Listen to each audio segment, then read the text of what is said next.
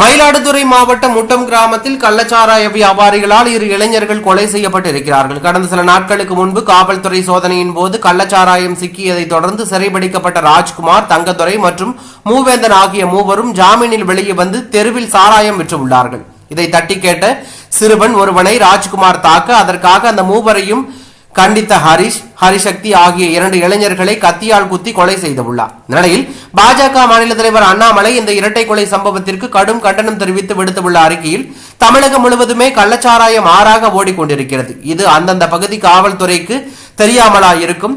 இன்று சாராய வியாபாரிகளால் 2 இளைஞர்கள் உயிர் போயிருக்கிறது. உங்களுக்கெல்லாம் மனசாட்சி என்று ஒன்று இருக்கிறதா?